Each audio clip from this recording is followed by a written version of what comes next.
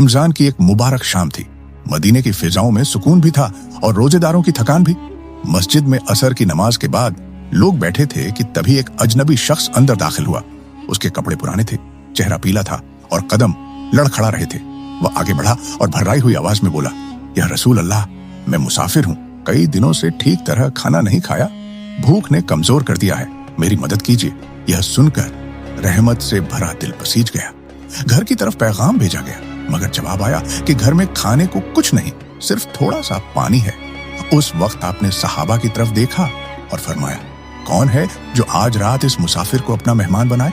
अल्लाह उस पर अपनी रहमत नाजिल करेगा। एक अंसारी सहाबी उठ खड़े हुए। उन्होंने अदब से कहा, या रसूल अल्लाह, यह मेहमान आज मेरा होगा।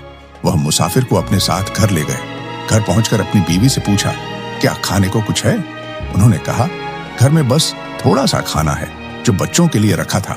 सहाबी कुछ देर खामोश रहे, फिर बोले, बच्चों को किसी तरह सुला दो। जब हम खाने बैठें तो चिराग बुझा देना।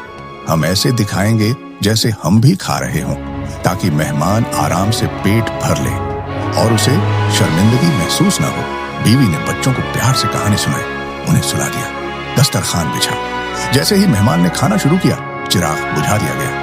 अंधेरे में मेहमान निश्चिंत होकर खाता रहा। मेजबान मियाँ बीवी अपने हाथ ऐसे हिलाते रहे जैसे वह भी खाना खा रहे हों, मगर उनके होठों तक एक लुकमा भी नहीं पहुंचा। उस रात बच्चे भी भूखे सोए और मियाँ बीवी भी, लेकिन उनके दिल में अजीब सुकून था।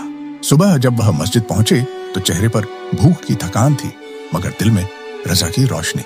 आपने मुस्कुराकर फरमाया, कल रात तुम्हारे घर जो हुआ उस पर अल्लाह बहुत राजी हुआ।